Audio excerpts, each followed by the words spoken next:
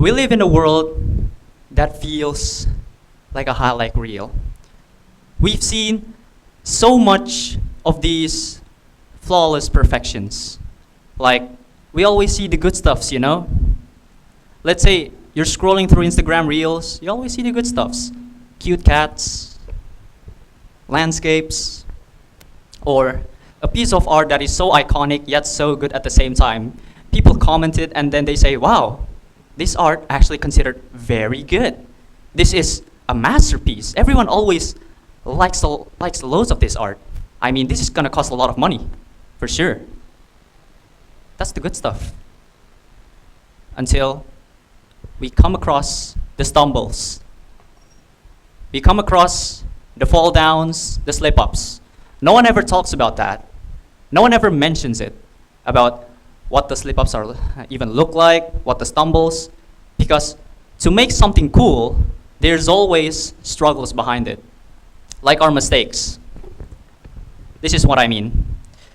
Think about the time you made a mistake, anything in your life. Let's say you missed a deadline, you missed an assignment, or you get a terrible score. And I want to ask you this, and I need two answers. How did that make you feel? Two answers. How do you feel when you make a mistake? Shy? Anything else? Anxious, okay.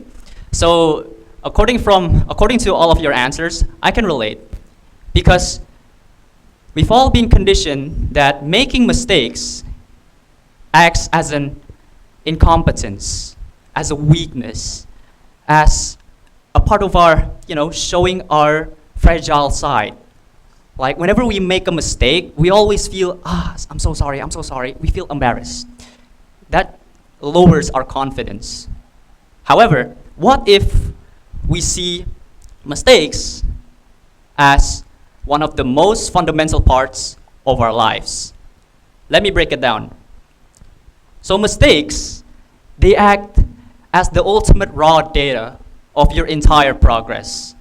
Progress doesn't have to be flawless. It doesn't have to be 100%. It needs to be progressive. What I mean is, you take a step and you stick to the next step. That's how it works. And there's a lot of perks when you make mistakes. Let me tell you. First, mistakes, they show us our limit. They highlight areas where we need to improve, where we need to evaluate, and those are the moments where we are required to learn. Second, they spark our creativity. I mean, what do you mean by creativity? We just make mistakes. True. However, we find new solutions that most people won't even think of. I mean, people will say, oh yeah, climate change, oh, there's this solution to this solution. Yeah, I get it, but there's more ways to solve climate change.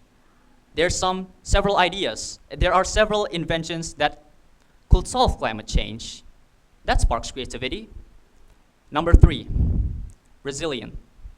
So resilient, or being resilient, actually means you're most likely bounce back from adversity, because once you fell down, you get back up, and you learn how to persevere, and you learn from those mistakes and get back up to become the better version of yourself.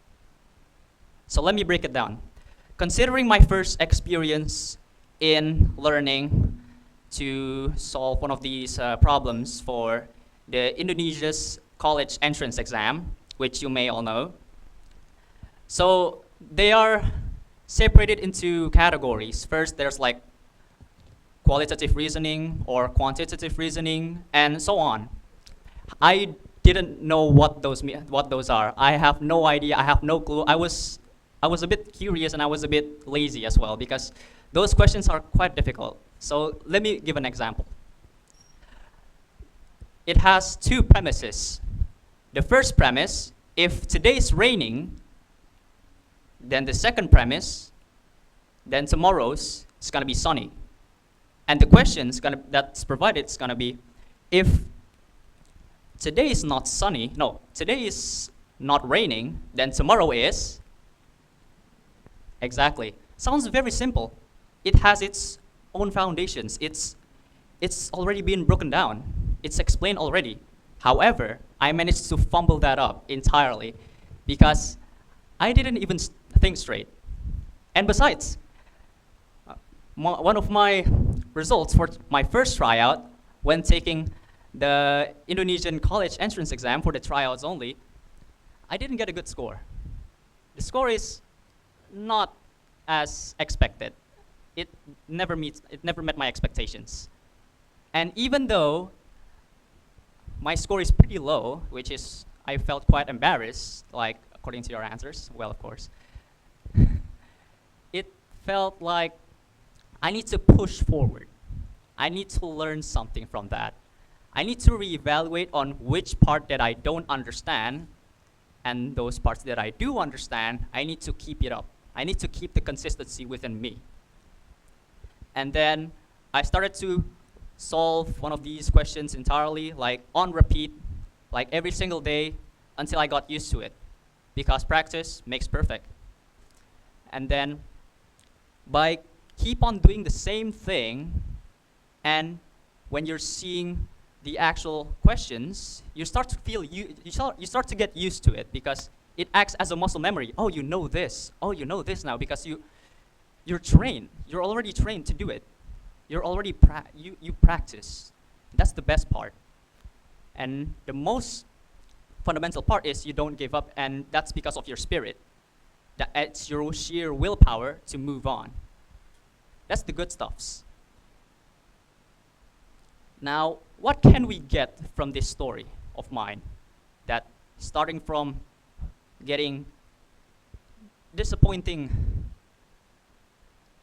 grades from my tryouts to start to persevere, start to understand one of the most fundamental parts to ace the Indonesian college entrance exam. Well, just make mistakes. Because besides, humans are not perfect. They're never perfect. Besides, what makes us human is to show what we're truly capable of. And then by making mistakes, we start to understand our limits and all of that, and then we start to create our own character build-ups. And that's the good stuff. Now, to summarize it all up, I want to give you a favor. Stare yourself in the mirror and then ask yourself, what can I do to solve this problem? How can I persevere? How can I fix this up? And how can I not mess up and learn from my mistakes and how to acknowledge it? Because eventually, from making those mistakes and to stop underestimating them, they are gonna be the most valuable asset in your entire life. Thank you.